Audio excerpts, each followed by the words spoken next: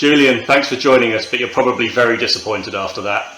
Yeah, definitely very disappointed, especially after second half performance. Definitely feel like we should have at least got in the equaliser, if not more. What do you put the poor performance down to? Obviously, I think it was a game of two halves, almost night and day. First half against second half. Our first half, we were just very poor, both individually and collectively. I think the way the opponent played maybe caught us a little bit by surprise in terms of the movements, the rotations, and we had to adjust a couple of things at half time, which we did. And to be fair, the boys responded really well after we had a good conversation at half time. And obviously, we can see in the second half that we created 6-7 good chances. Obviously, had the penalty. I don't think we let them into our half too much in that second half. So I think maybe a big issue is how we're starting games, which we need to look at. But that was very disappointing. To show that we can do something like that in the second half, but not have that in the first half. Do you feel like we were snatching at some chances out there today?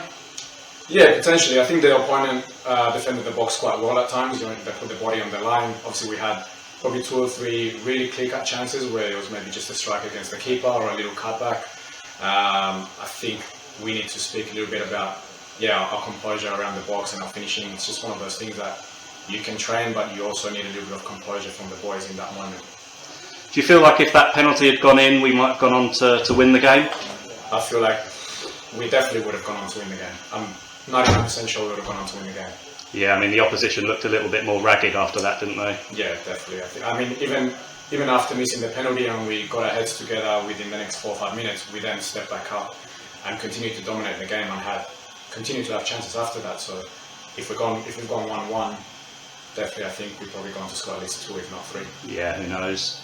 Made 5 changes to the starting 11 from last Saturday. What were you hoping to see from the guys who came into the starting team? I think obviously we have a big squad in certain positions. We also have quite a lot of depth. It was a little bit of a balance between trying to give some players an opportunity to start. Obviously last week we had to make 2 changes at half time, which shows that maybe other players deserve an opportunity.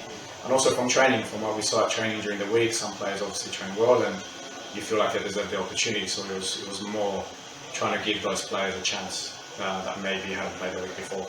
Yeah, fair enough. How much of a dent is it to the club's internal targets to be knocked out of this competition so early on? Look, obviously the FA Cup, the magic of the Cup, you always want to go as far as you can, no matter how low you are in your divisions. I know the club obviously have the ambition to go at least the next round or the one after that. So from that point of view, it is very disappointing. But we also have quite a young squad. So as much as we would have loved to continue going on in the FA Cup, the focus is also to solidify a good position within the league. We have a massive game against Faversham, who are rumoured to be up there, if not straight promotion. So very disappointing, but we quickly have to turn our eye now to next week's game. Yeah, we wanted to ask you about that. I mean, the tests don't come any bigger than Faversham next week. What's your thoughts going into that? Our thoughts are that we're hopefully going to get some video in over the next day or 2, have a good look to how they play. We're expecting, as much as we want to try and dominate the ball at times, we're also expecting that we're going to spend long periods of the game without the ball, and we have to prepare really well for that.